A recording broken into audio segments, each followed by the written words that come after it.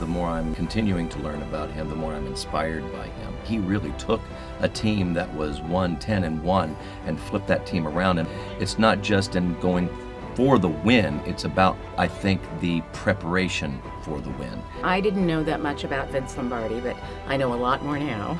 And Marie was his best friend, for sure, and his biggest support. She understood him inside and out. Play Lombardi, albeit about one of the greatest football coaches in the NFL, is really not a play about football. It's a play about leadership and mentorship.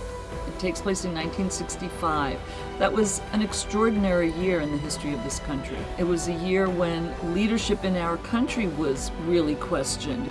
Even though that doesn't really get deeply explored in the play, it is the background to the play. It does inform the tone of the play. He led the way in integrating that team. He would not let the football players stay anywhere or go anywhere that was not all-inclusive.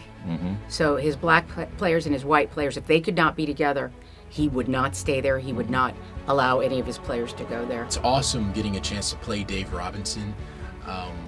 Probably one of the most interesting parts about playing a real character is getting a chance to dive into the real history of the person, getting a chance to see some of the work that he did, getting a chance to hear his actual voice, taking a little time warp back into the 60s and learning about this man, Lombardi, who was a legend and still is a legend.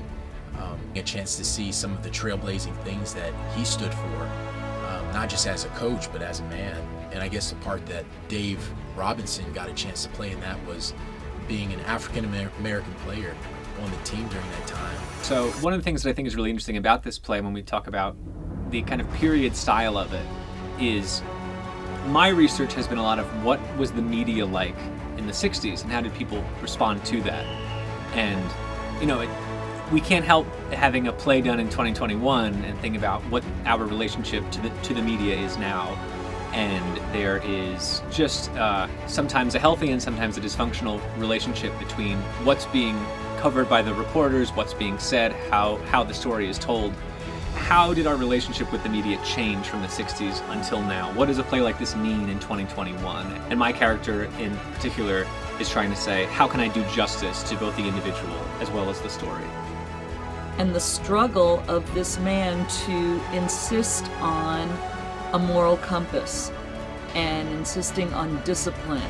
And that is something that I think never goes away and that this country maybe needs now more than ever.